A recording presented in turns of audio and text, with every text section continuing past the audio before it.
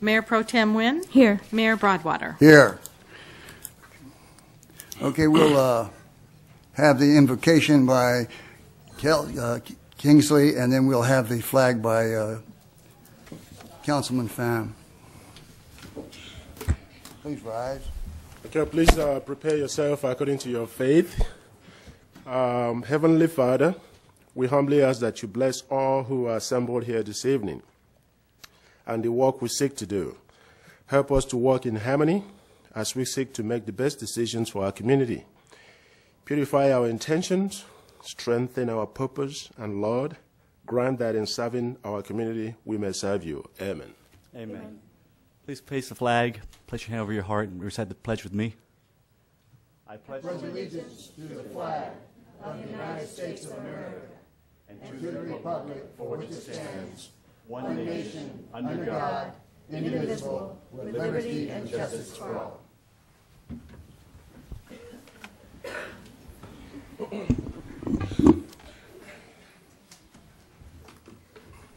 It's my understanding that we have two presentations this evening. Yes, Mr. Mayor, and I'd like Mr. Okariki to make the presentations this evening. Thank you, Mr. Fatal. Tonight, the Garden Grove City Council is pleased to recognize the Garden Grove Wrecking Crew for winning the 2014 Amateur Softball Association Western Nationals.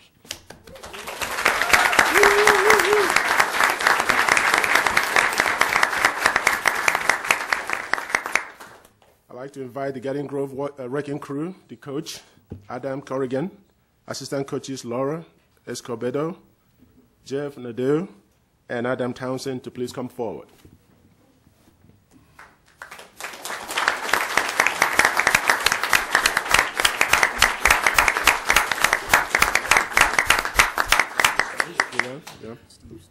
Last month, the Garden Grove Wrecking Crew became the first C team to win an ASAB Division National Championship.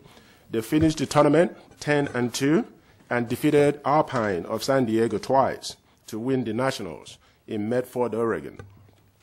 Assistant coach Jeff described his experience watching the girls compete in the Nationals as one of the most courageous athletic endeavors he had ever seen.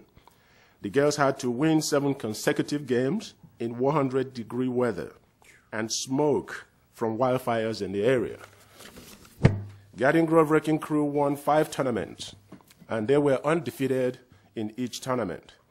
The team came in first in district, second in state, and their record is 25-2 overall. At this time, the mayor and city council would like to present the girls' softball team, their coach and their assistant coaches, with a gift in recognition of their national championship.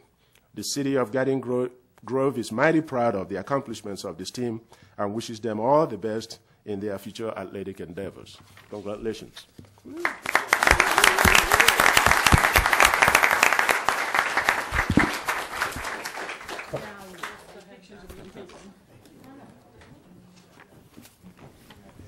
I'm here. Okay, I was like, it out of the way. Hey, how you doing? Who's the head coach Would here? you like to shake your hands?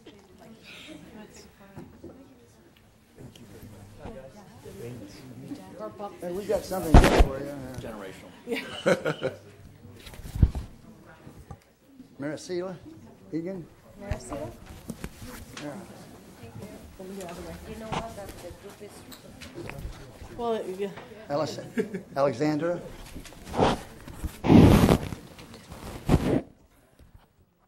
Priscilla?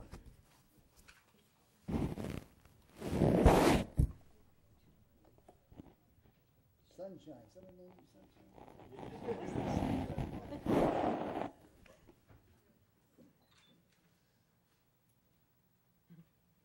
L-K-Y-E? Pronounce that somebody.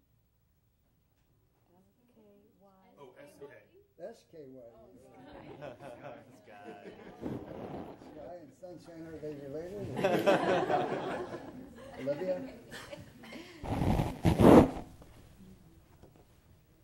Madison? Mayor leans on this microphone.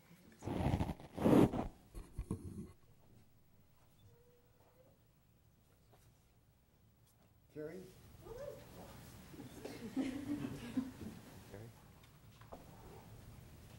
Chelsea?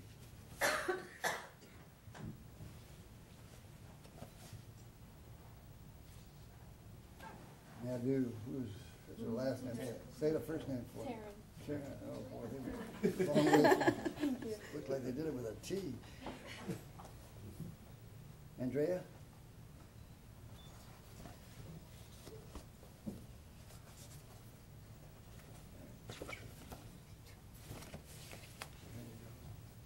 Who's last? You, Holly? Yes. Girls, thank you very much. You put the spotlight on Garden Grove. I don't think anybody's ever done better. So let's give these young ladies a hand.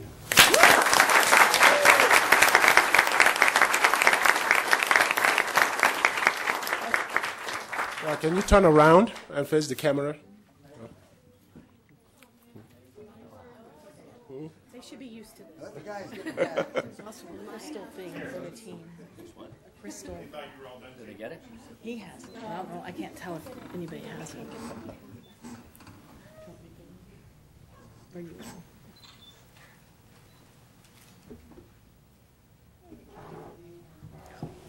This trophy. Crystal's for Henry. Oh, there he is. Both of them? I looked and I thought one of them was. There's two. There's two. Okay, maybe he already took care of it. We won't worry about it. More pictures. More pictures.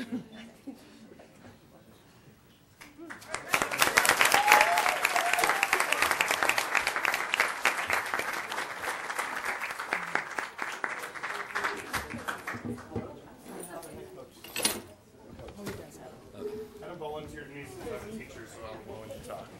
I've said enough. I've been talking about it for 2 months. Forget your jacket. I would, one thing that I would like to say about this whole experience with the girls and with the parents this year, I think was really exemplified by our experience on Saturday and Sunday. Once we were in the losers bracket of the tournament going into Saturday, so as you said, we had to win 7 straight games on Saturday and Sunday to be able to win the championship. And, every team that we beat on Saturday was going home. And it was the end of their summer. It was the end of their softball experience with ASA for most of those teams. And, of the 6 teams that we sent home before the championship game, 5 of those teams, coaches, parents, players, they all came up to me personally, to the other coaches, to the girls, to the parents, and really, really wished us luck. And, 5 different teams said, we hope you guys win it. We hope you guys win it all. We hope you take it all the way to the finals. And, a lot of that was really because of just the class that our parents had.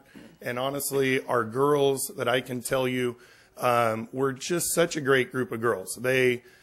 We cheered for the other teams. Our parents cheered for other plays on the other teams. When a lot of these experiences can get kind of cutthroat, and there's a lot of competition, obviously. But the parents, the girls, the coaches, I think from day one were nothing but positive. And I think when you have parents and kids from other teams that are actually rooting for you because of the experience they had playing against you, I think that really kind of says it all about the kind of people that we dealt with, that we experienced this summer with. So as somebody mentioned to us a couple of weeks ago, this is an experience that as long as the girls live, that they will always be able to say that they were national champions. And, that's not something that a lot of people can say. So I thank you for awarding the girls this memento tonight. And I know how incredibly proud I am to have coached them and to have been a part of this team, not just as a parent, but as a coach and a friend to the other parents. And what an incredible experience it was. So nothing but positive. Thank you. Thank you.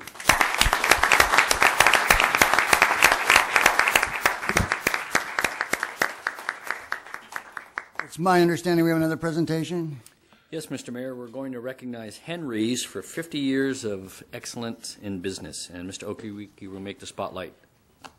All right, thank you. Tonight, again, the City of Garden Grove City Council is proud to present the business spotlight on such an iconic restaurant celebrating 50 years in Garden Grove. Would Katrina Garcia and Paula Agredano please come forward?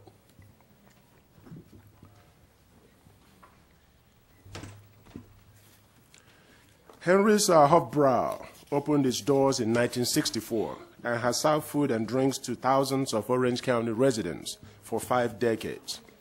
Katrina and Paula are the 4th owners of Henry's. 8 years ago, Katrina and Paula purchased Henry's with 2 other friends, Nancy and Tara. 4 years later, Katrina and Paula bought out the restaurants from their 2 friends. And today, it is exactly how they envisioned their restaurant would look. But during the early years of Henry's history, it gained a reputation as being a bit of a rough place. People asked Katrina and Paula why 2 young women would purchase a restaurant that was perceived as having a tough clientele. But they saw a diamond in the rough. The transformation wasn't easy enough. They spent long hours cleaning and working hard to put their mark on the place. These new owners wanted Henry's to reconnect with the community, and their goal was to welcome new customers.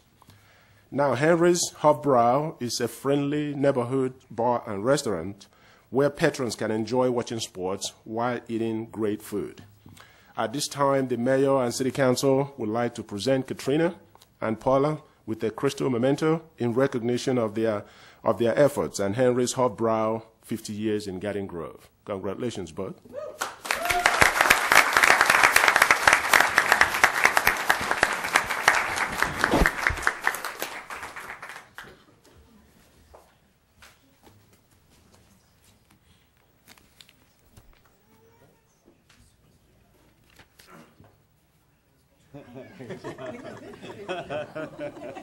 I know.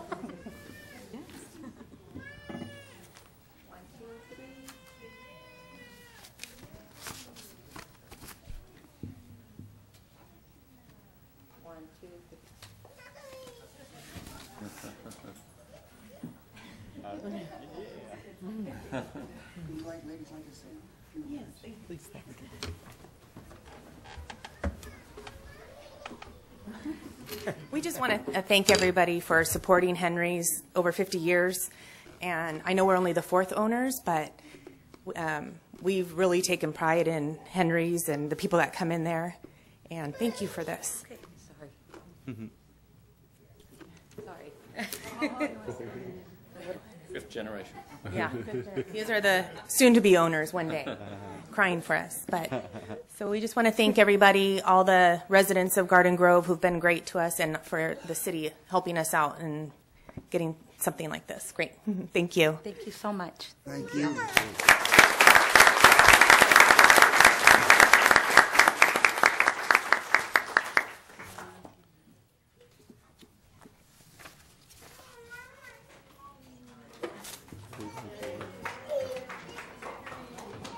Congratulations. Good job. See you guys. Good job. Good job. Congrats. Thank you. Good job. All right. Good job, guys. Good job. Thank you. Right. Thank you very much. Right. Good job. Congratulations. Congrats.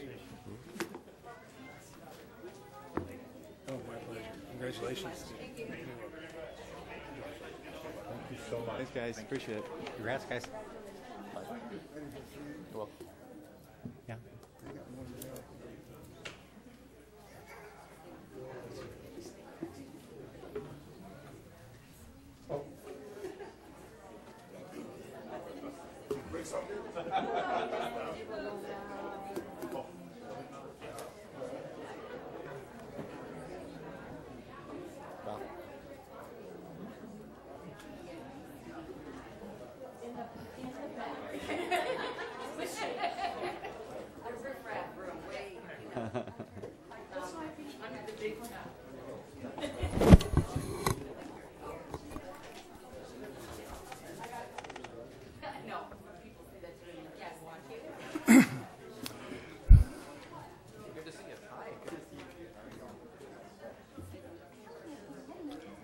At this time, we'll go to oral communication. Tony Flores.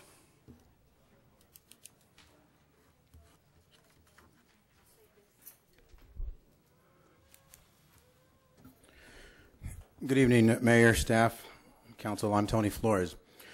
Regarding this nepotism issue, this isn't anything new under the sun, and we certainly didn't invent it here in Garden Grove, but we seem to have taken it to a different level, according to the newspapers, wherein the sons, daughters, nieces, and other family members of everyone from our mayor, city manager, police chief, and other department heads in City Hall have secured jobs. Well, we would all like to help our children along in life. Those of you in public office must surely know that you cannot place and keep your family members in jobs when the public trust is in question. Let me read from the Garden Grove Municipal Code under Ethics.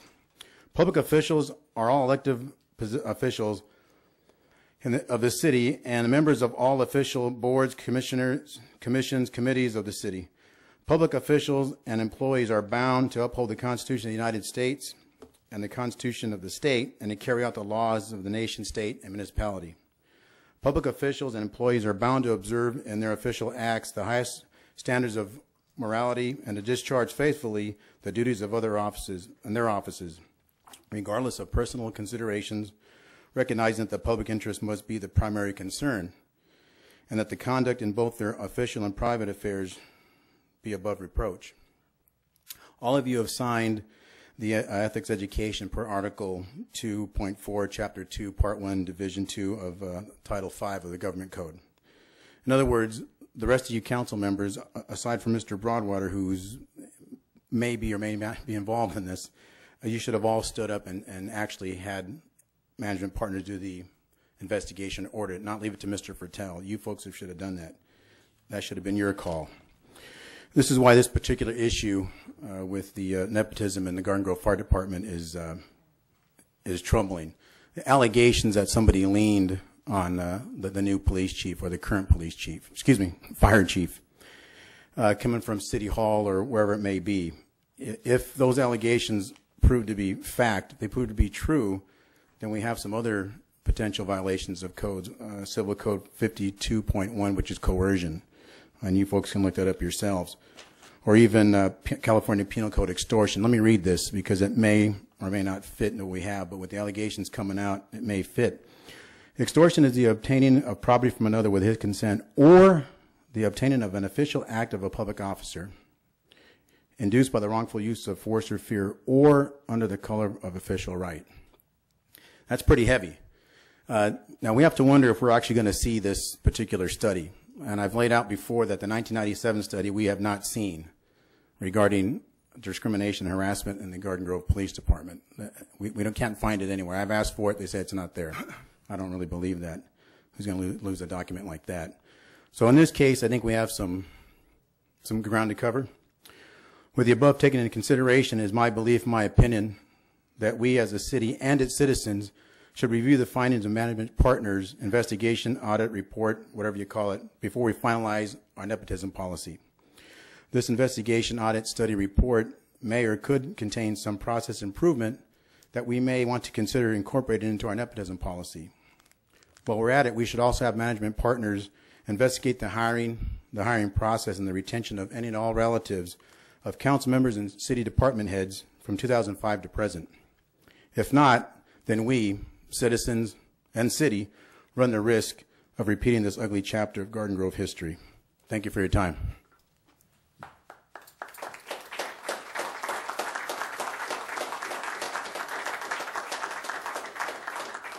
Peter Katz.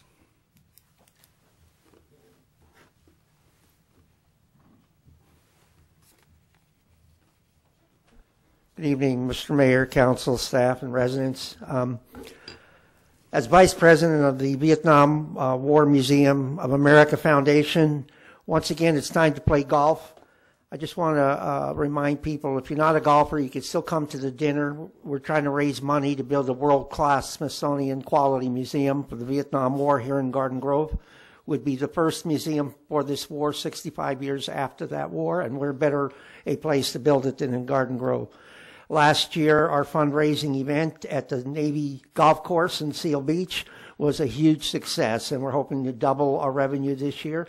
It will be on Thursday, October 30th at the Navy Golf Course in Seal Beach, and it is a fun event. There will be lots of prizes and giveaways there. A lot of the businesses in the city have stepped up to donate to this successful event. So help us raise money for the Vietnam War Museum in Garden Grove and support this endeavor. It will be a world-class museum that this city will be proud of, and it will stand alone on Harbor Boulevard alongside of Disneyland. So please come out and support this effort and do what you can and come to the dinner. If you're not a golfer, you can always come to the dinner in the evening and bid on some of the prizes out there. There's a silent auction and there's a lot of neat giveaways. Some of the hotels are giving away mini vacations, so take a chance on the raffle. So come and support our efforts. And I want to bring you some good news. On another front, the Vietnam the veteran cemetery effort that I'm involved in to bring a veteran cemetery to Orange County is hugely successful. It cleared both the Senate and the Assembly this summer without a single opposition vote. It now sits on Governor Brown's desk for signing, and rumor has it that he may be coming to Orange County to sign the bill into law. So we're really excited about this, and we're looking forward to that. He has until the end of this month to sign the bill. And at that point, the CalVet will start the process of applying to the federal government for a grant so that the state of California can build it on the 125 acres that was dedicated by the city of Irvine when over 50 veterans went and testified before the Irvine City Council. So when you work in a positive effort, you can get things done in a democracy. And so on behalf of all veterans in Orange County, and especially here in Garden Grove, only 1% of Americans serve in the armed forces, but they pay a heavy sacrifice. Some of us don't come home. So please honor our veterans. The day after tomorrow is the anniversary of 9/11. So in remembrance of those that lost their lives, the first responders, as well as the men and women of the police and fire that gave their lives to rescue people in those efforts. And we're still fighting war on terror. So whether we are fighting in Syria or Iraq against ISIS or ISIL, it never ends. And it's my understanding that there are training camps in Mexico for these terrorist groups already. So we need to be ever vigilant and shake a hand of a soldier. Thank you very much.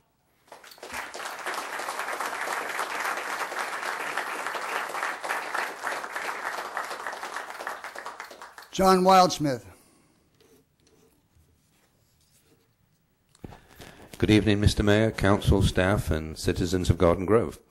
As a board member of the Garden Grove Neighborhood Association, I'm here to remind you that on Saturday, October the 4th, we're holding, in cooperation with the Garden Grove Downtown Business Association, we're holding a candidates forum in the plaza on Main Street. That's between the Motocross Cafe and the Globe, that little parking lot that is. It's now the plaza, we've decided. And the mayoral debate will start at 11 o'clock. All three mayoral candidates have responded favorably.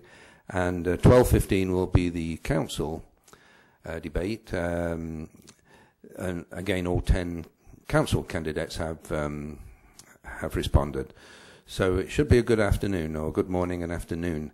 We've also sent out invitations to the federal and state candidates that affect Garden Grove. That shouldn't be such a long-winded thing because of the primaries, of course, those are going to be one-on-one.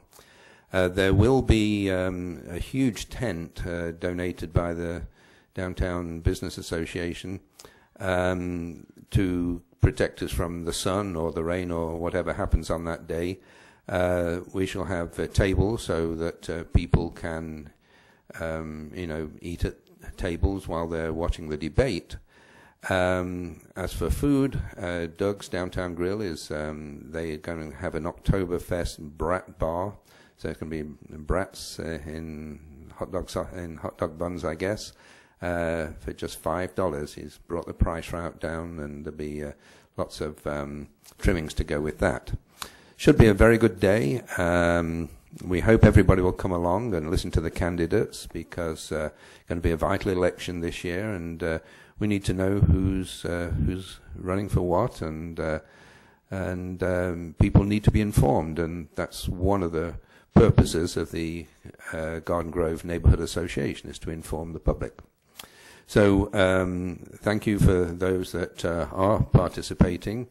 We look forward to seeing everybody there on the 4th of October, which is a Saturday, starting 11 o'clock. Thank you for your time. Who goes first?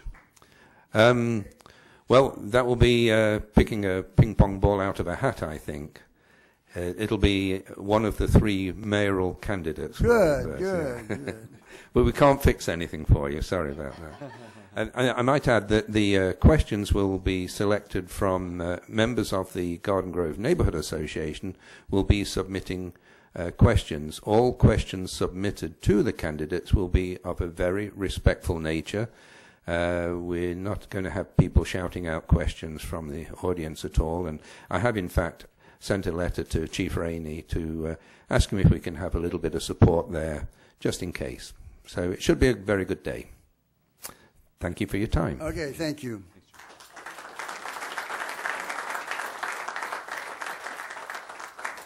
Josh McIntosh.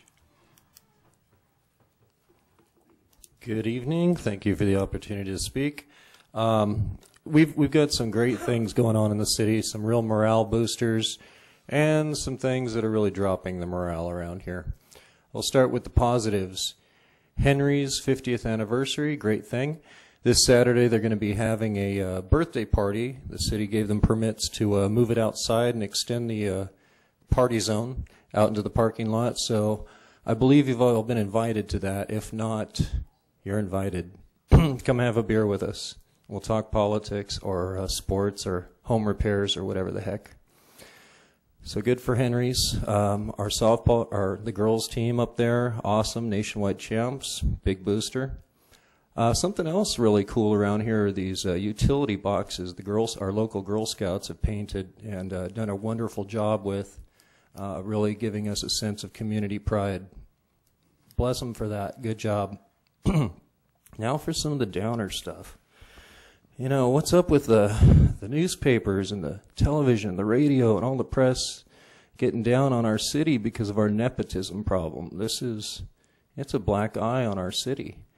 Now tonight, item 7B, we're going to be putting this fake little Band-Aid on it, saying, oh, okay, no more nepotism. We're going to stop this right here and now.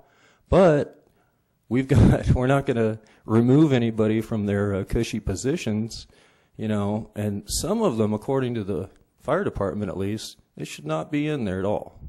So Mr. Broadwater, you are the kingpin of this problem.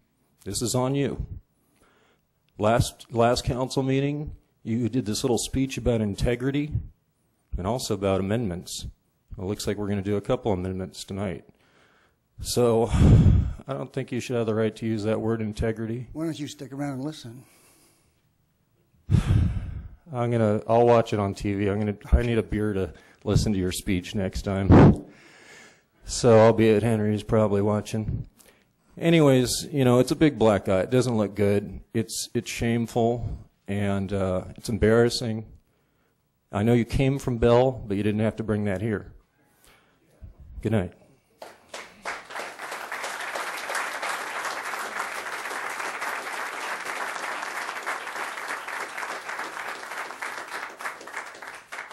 He never stays around for me to get my part in. Charles Mitchell.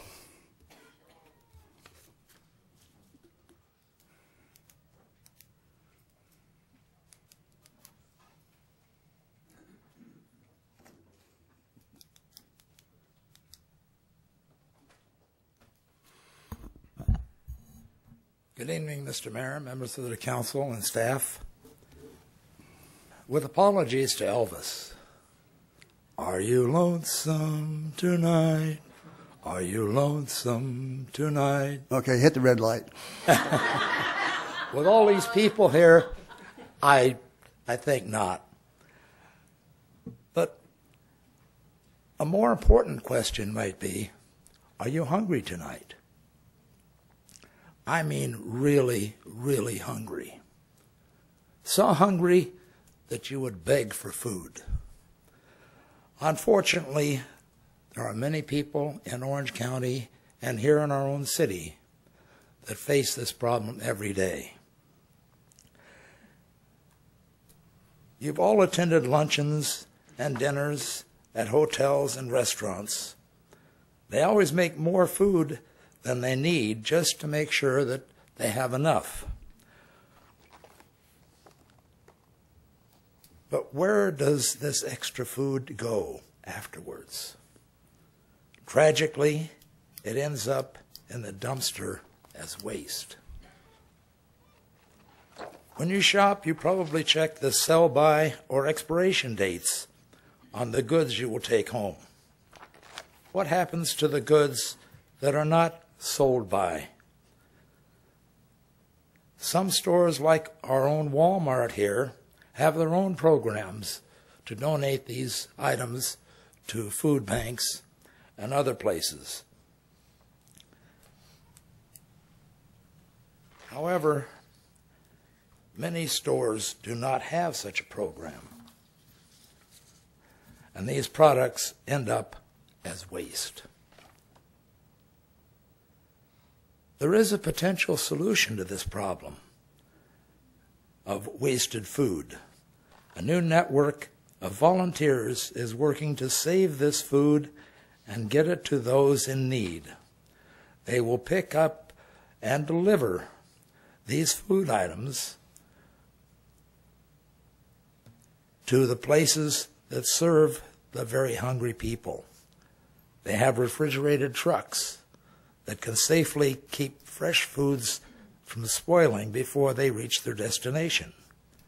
This organization is called Waste Not OC.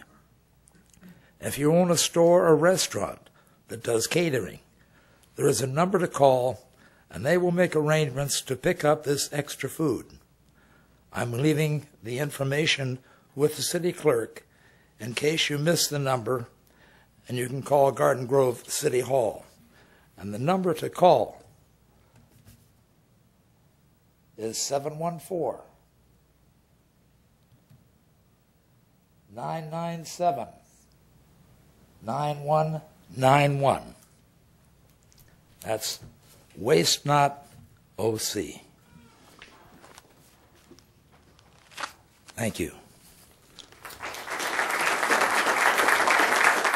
Oh, one more thing.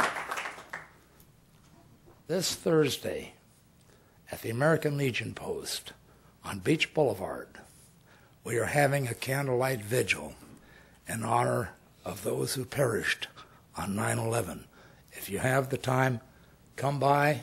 If you don't have a candle of your own, we'll provide a candle for you to commemorate those who lost their lives on 9/11. Thank you. Thank you.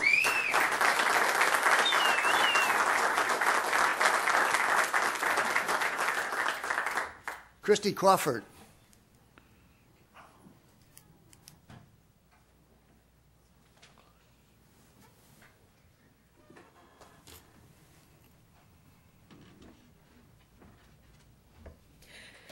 Good evening, Mayor, City Council, and staff. My name is Christy Crawford, and I'm the wife of a Garden Grove firefighter. The fact that my husband is a firefighter in the community where we live and raise our family has always been an honor. My friends often asked me if I'm worried about my husband working in such dangerous profession. Naturally, as a wife, I've been concerned. But in the past, Garden Grove Fire Department has always maintained a high level of standards and training that has made me feel more comfortable. After reading recent articles concerning the lack of leadership and that the standards and training have taken a back seat, this is quite concerning for me. For the first time, I am concerned for my husband's safety while he is on duty. As a citizen, wife, and mother, I am here to bring these concerns to your attention in effort to regain the trust and leadership and also to restore the comfort in knowing my husband's safety and the safety of all of our firefighters is a top priority. Thank you. Thank you.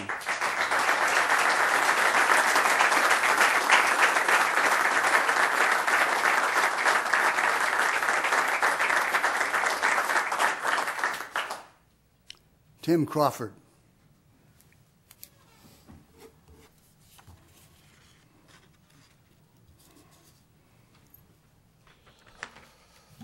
Good evening, Mayor, City Council, and staff. My name is Tim Crawford. I have the honor and the privilege of not only being a Garden Grove resident, but also a member of the Garden Grove Fire Department, where we pride ourselves on strong core values, work ethics, and providing a top-notch customer service to our community. For the past 18 years, I've had the pleasure of getting to know the citizens that I serve on both the East End, where I currently am stationed, and on the West End, where I have owned my own home and raised my family for 13 years. Almost daily in the past, friends and neighbors have come to me with comments about the fire department and how pleased they are of the service we provide. However, recently, all that has changed. All the comments, questions, and concerns I get now are about a lack of leadership and integrity they keep hearing about. For the first time in my career, rather than being able to proudly answer my friends and neighbors, I sadly have more of the same questions. This is not only embarrassing as a Garden Grove firefighter, but also as a concerned resident of this fine city. Thank you.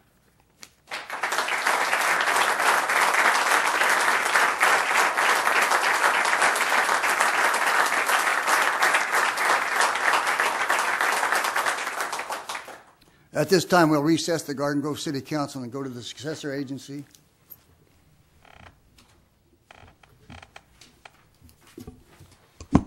Thank you. Madam Clerk, would you like to call the meeting to order for the Successor Agency? Call roll. Member Broadwater? Here. Member Nguyen? Here. Member PHAN? Here. Vice Chair Beard? Here. Chair Jones? Here. We already did oral communication simultaneously with City Council, so we'll move to consent items, just approval of the warrants. Move to approve. I'll second that. Call the vote. Motion received, 5 yes votes. We have no public hearings this evening. Any matters from agency members? No. None. We're adjourned back to council. Okay, we'll reconvene the City Council. We'll go to consent items. Mr. Mayor, it's recommended that items 4A through 4F be acted on simultaneously unless a separate discussion is requested by a council member. Yeah, Chris and Chris. There's a contract with the county. Yes, I believe it's on 4C. There's a contract with the county. Just disclosure that I'm a deputy district attorney for the county, but I don't believe this program has any bearing on my employment with the DA's office. Entertain a motion. Oh, same statement for me. I work for the County of Orange, and it has no impact on the agency I work for with the county. I move to approve. We have a motion to approve. Before we do that, if I can have one more, by the way, on the warrant section on item warrant 570789, it deals with the Horizon Cross Cultural Center, and it's a contract for payment of $10,782. Currently, there's an issue going on between the city and the Horizon Center that I'm a board member of. I'm a non-paying volunteer board member, so I do not believe that this has any bearing on my voting over all of the other warrants, but if need be, I'll recuse myself from that particular warrant number. How about 4D? You belong to Cyber Commuters Incorporated? Not yet, sir. All right, I'll entertain a motion. So, Councilmember PHAN, are you recusing yourself, or need be you recuse yourself? I would defer that to our attorney. What do you think, Tom? With that particular item, I would not participate in the vote, so you would recuse yourself on that particular one. But because it's a consent calendar item, you don't need to leave the agenda, the dais for that one. Thank you. Okay, thank you. Which number is that? That was part of the warrant, so 4E. 4E. So he's pulling out a 4E? Only as to that particular warrant, as I understand it, the one to pay Horizon. That's correct. And again, this is 570789. Just take him out of 4E to make this easy. We can do that. Okay. I'll move the balance. Okay, Second. we have a motion for the balance in a second. Call for the vote. Motion received, 5 yes votes. Would somebody like to... I'll move 4E. 4E. We have a motion for 4E. Entertain a second. Second. Call for the vote.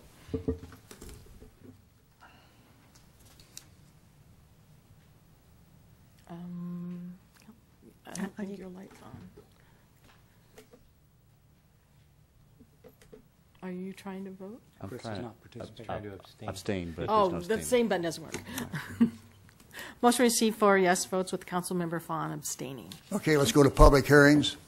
Mr. Mayor, your public hearing tonight is to accept the Consolidated Annual Performance and Evaluation Report. That's our HUD dollars programming, and Allison Mills is here to give a staff report on this item. Good evening, Mr. Mayor and council members. The item you have before you tonight is the 2013-14 Consolidated Annual Performance and Evaluation Report, also known as the CAPER. Federal law requires that all jurisdictions who receive Community Development Block Grant, Home Investment Partnership, and Emergency Solution Grant funds assess the activities implemented during the program year and report the accomplishments through the CAPER. During the program year, the city utilized its resources to expand and preserve affordable housing, fund public improvements, and assist seniors and those at risk of homelessness. The public review and comment period for the CAPER began on August 22nd, and it will continue until the conclusion of the public hearing tonight. So far, no comments have been received. Tonight, you are asked to hold a public hearing to collect public comment, accept the report, and direct staff to submit the CAPER to HUD. That concludes my staff report, and I'm available to answer any questions that you may have. Any questions for staff? Any questions at all? Hearing none, I'd entertain a motion. It's a public hearing. Oh, it's a public hearing. Oh, we get to talk about that, huh? Okay, at this time, we'll open up the public hearing. Does anybody like to speak on 5A? Hearing none, we'll close the public hearing. I'll move it. We have a motion. Second. Call for the vote. Motion received 5 yes votes. Let's go to 7A. Mr. Mayor, 7A is a contract with All American Asphalt for residential street rehabilitation, and Bill Murray is here to give a staff report on this item. Thank you, Mr. Fertel. Mr. Mayor, members of the council, tonight council is being asked to award a contract to All American Asphalt to rehabilitate various residential streets within the city. Also included in the work is the reconstruction of 3 grooved cross gutters located basically south of Lamson Elementary and the overlay of the parking lot at Garden Grove Park.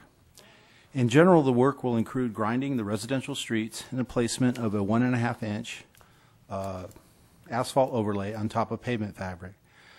The pavement fabric basically helps in reducing the appearance of cracks on the new surface. This work will be done at a cost of just over $1 million. And staff received and opened 6 bids on August 11th of this year and determined that All American Asphalt was the lowest responsible bidder. Should the council decide to award the contract tonight, the contractor can begin work in mid-October and should be complete by February of next year. This project was included in this year's capital improvement plan and will be paid mostly with gas tax. This concludes staff's report, and I'm available should you have any other questions. Question. How long will it last? These types of overlays are good for, on a residential street, probably about 15 years. That's what we're hoping for. Great. Any further questions for staff? Hearing none, I will accept a motion. Move approval. We have a motion to approve. Second. Second. Call for the vote. Motion received 5 yes votes. Let's go to 7B. Mr. Mayor, 7B is an ordinance amending the city's nepotism policy, and Maria Stipe is here to give a staff report on this item. Good evening, Mr. Mayor and members of the City Council. The purpose of this report is for the City Council to consider an ordinance amending the city's municipal code nepotism policy and replace it with a nepotism policy that is consistent with the prior policy passed in 2000. In May 2000, the City Council passed Ordinance 2517, establishing a nepotism policy for the city. The purpose of the policy was to guide the employment of relatives by the city. Under this policy, applicants for city employment would not be hired, and employees would not be placed into employee positions with respect to the following categories. Where a person would be supervised by or be in the chain of command of a relative, where one person would participate in making or advising on employment decisions concerning a relative, where a relative of a city council member, city manager, department director, or a primary assistant of the city manager would also be employed by the city.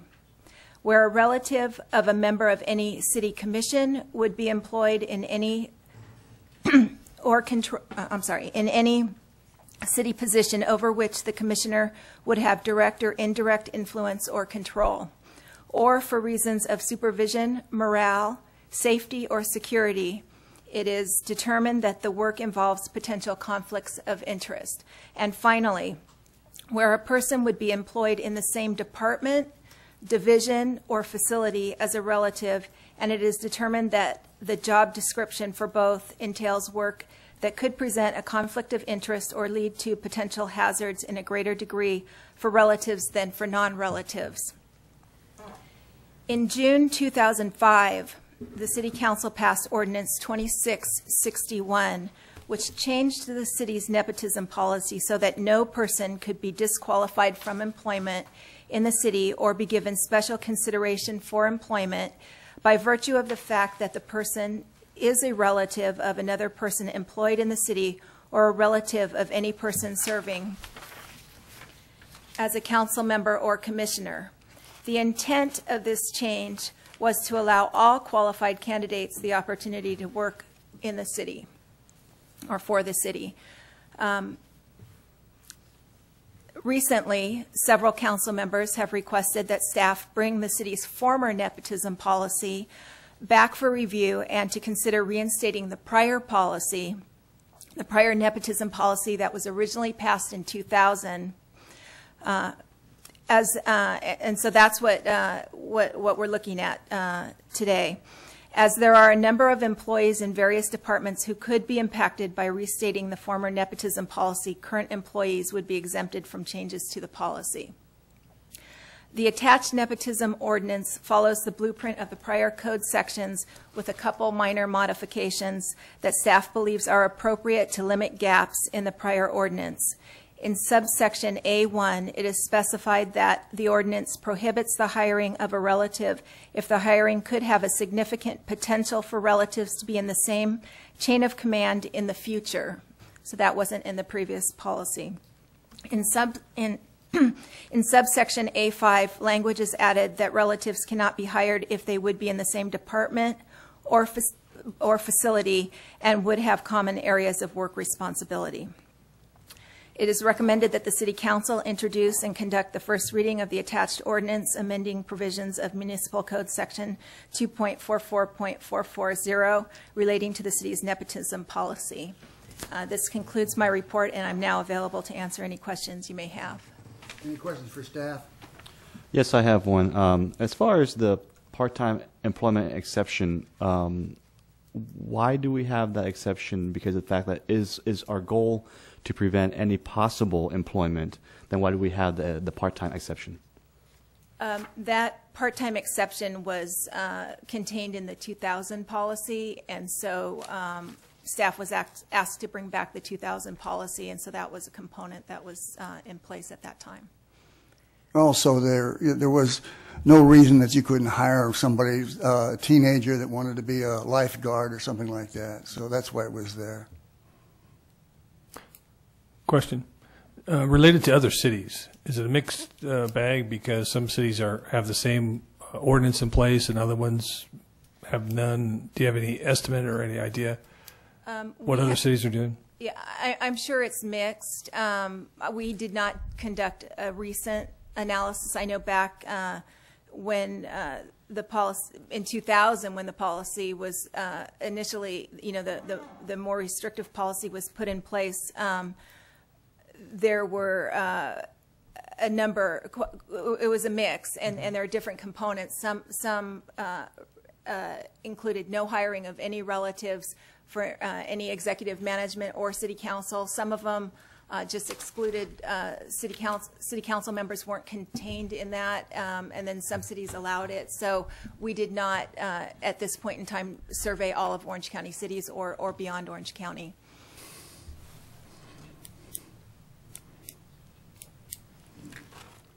The reason I brought this forward is, there's a lot of heat going on me on all this.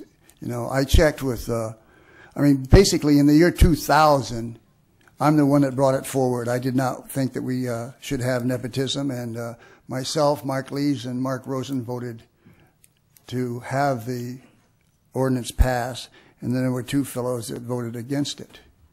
And that was in the year 2000. Now, in the year 2005, they threw that out and said there will be no nepotism. So we're back to where we started. I certainly was opposed to it then. I'm opposed to it now. I mean, and a lot of people say, well, how can you be opposed to it when your son's working for the fire department? Well, I mean, I didn't change it. It got changed while I was gone off the council. And what am I supposed to tell him? That everybody and their brother can hire somebody and he can't get hired? So he went forward. He worked for the Parks and Recreation for 7 years, and now he's trying to make it at the fire department. I don't know if he'll make it or not, but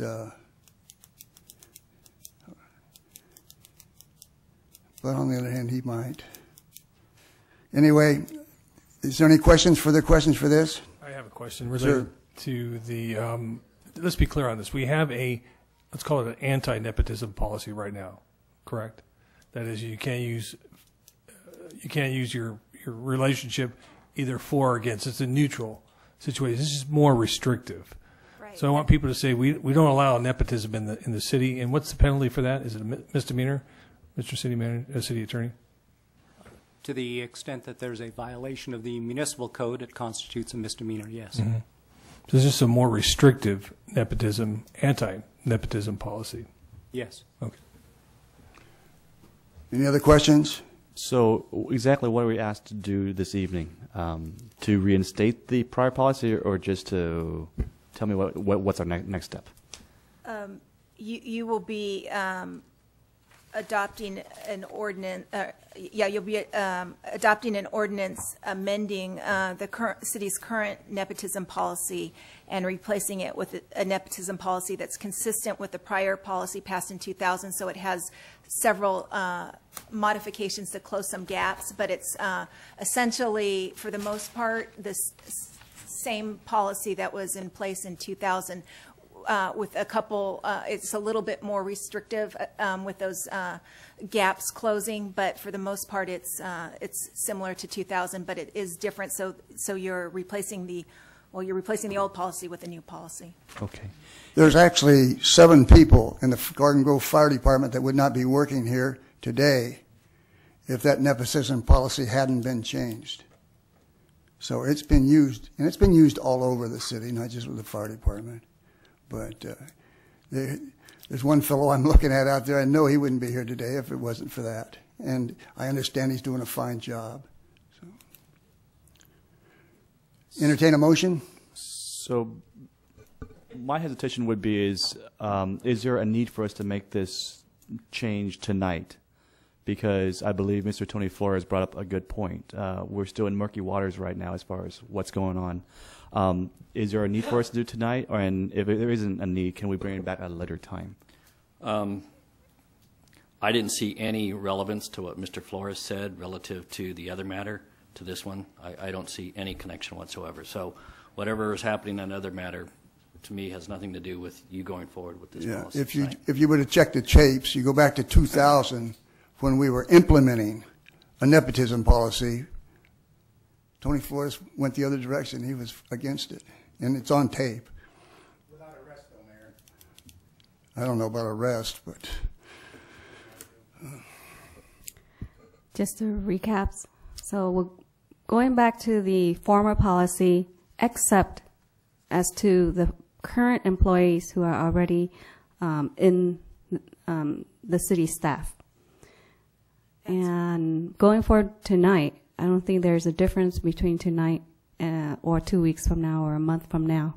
I think the council is ready to make that decision.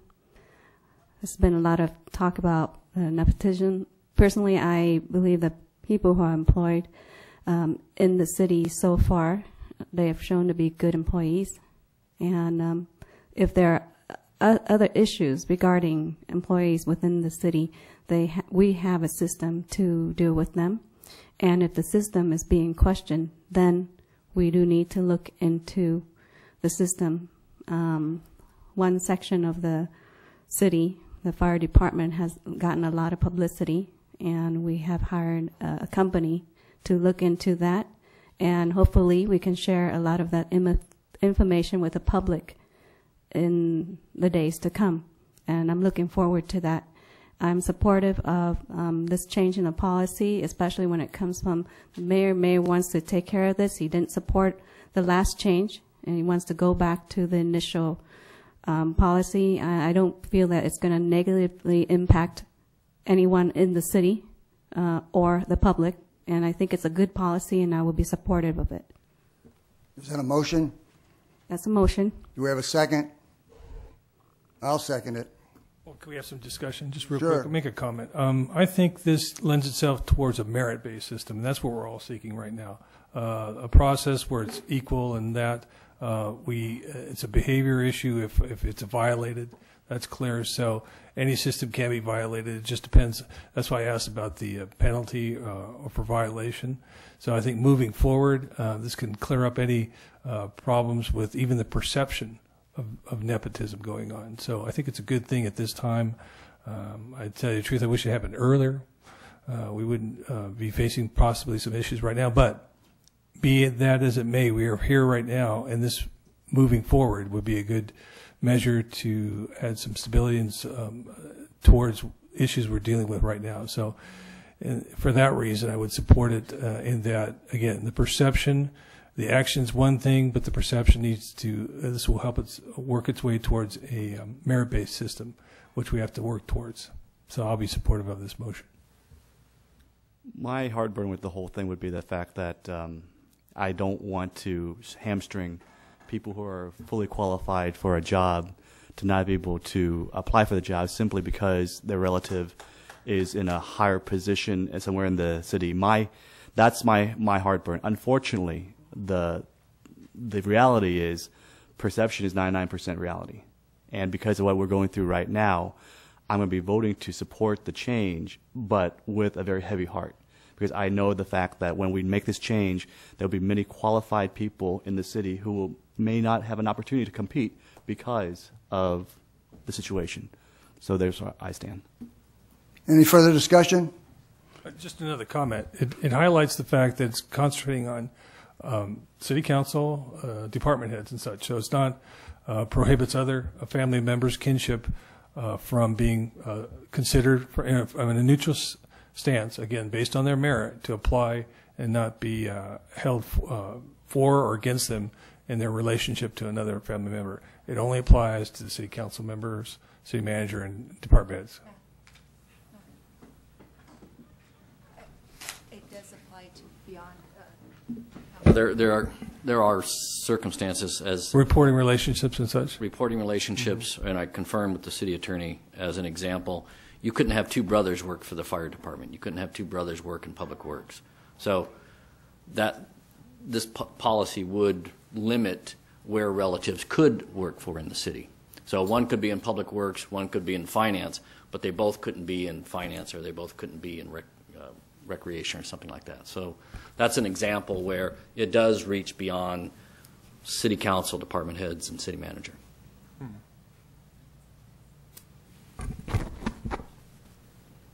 We got motions and seconds. Call for the vote.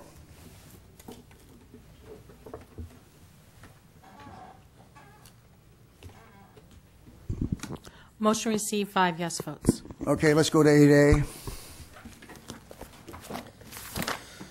Mr. Mayor, 8A is reading ordinance for second reading, and that's ordinance number 2844, ordinance of the City Council of the City of Garden Grove, approving amendment number A009-2014 to amend Title IX of the Garden Grove Municipal Code, Section 9.16.020.030 to permit parking facilities for fee in the MP Industrial Park Zone, subject to a conditional use permit.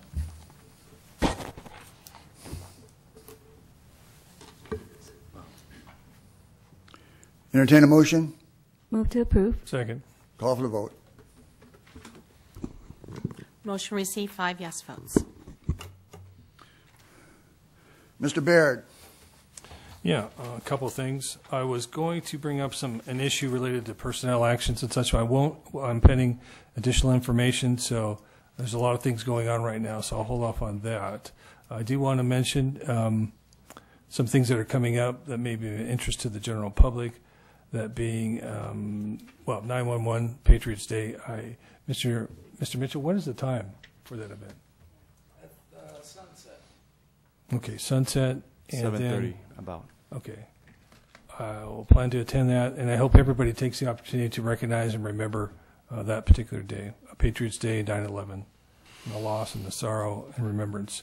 Another event that's coming up that has some effect on a portion of the city, we're having a regional meeting. We are part of a regional meeting on coyotes. That's with Seal Beach, some Huntington Beach, some other cities. It's going to be at Seal Beach at McCaw Middle School at 7 o'clock tomorrow night. I hope to be there to find out what's going on in our area related to coyotes and that issue, where it stands. We still have an education program. It's online. Follow the website. I want to say, I guess officially summer is pretty much over because school's back in. I want to wish everyone well, teachers, students and such, to have a good school year, do your homework, listen to your teachers. That's a public address message from my wife, who's a teacher, elementary school teacher. So have a great school year. And with that, I'm through with my comments. Thank you. Go ahead, Chris. Yes, so just two basically PSAs for the community. First thing is we have a push cart derby at 8 o'clock on Saturday. Address is at 11832 Euclid, so please come out if you have a chance to come out to witness that event. And also we have at 10 o'clock over at Henry's on Stanford there, as far as their 50th anniversary. So please come out and have a brewski on them, or on me. Thanks. Sure. Isn't there So a how law long are you against gonna be there? politicians buying booze? What's that, sir? I think there's a law against politicians buying. Well, that's okay. That's on election day. You can't buy it. Oh. Go ahead, Dina. Mayor, you have to ask Councilmember PHAN how long he's going to be there. You see? 5 minutes. In and out the door. Yes, ditto. Congratulations to Henry's, and I hope they have a nice turnout. And we need to support businesses like that, so we need to buy in Garden Grove, go to Henry's, and have your lunch and dinner there. And I'm sure they're very good, and I'm going to try them out this Saturday. And I want to acknowledge that we have many firefighters in the audience today.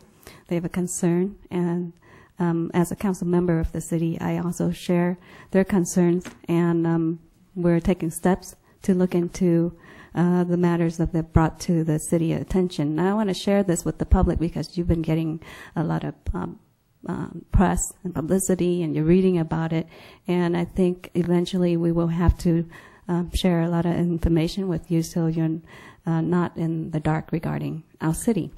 And I want to thank our manager for reaching out to Management Partnership into looking into the matter. And, like Josh McIntosh, Tony Flores always leaves before he gets his answers.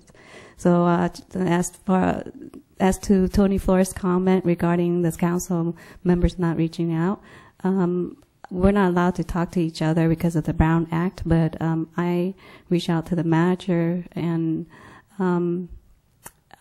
made the request to the manager regarding looking into the matter of the firefighters, and I believe maybe some of the other council members also did that. With that having been said, I hope that everyone will continue to view our city council meetings, get your public information from our minutes that our clerks takes. She takes very good minutes, so you can go online and look at her minutes and continue to look at the videotapes. And thank you again, firefighter, for being here, and thank you, Matt, for putting forth this study and investigation. Okay. I'd like to point out that the War Museum golf tournament has been changed to October the 30th, and if anybody'd like to go, it's on the Navy golf course over in Seal Beach. Not Seal Beach, but it's got Seal Beach down there. Probably Los Alamitos and Seal Beach. Anyway, that'll be very good. At this time, we will adjourn the meeting until 2 weeks from tonight. tacos for $1.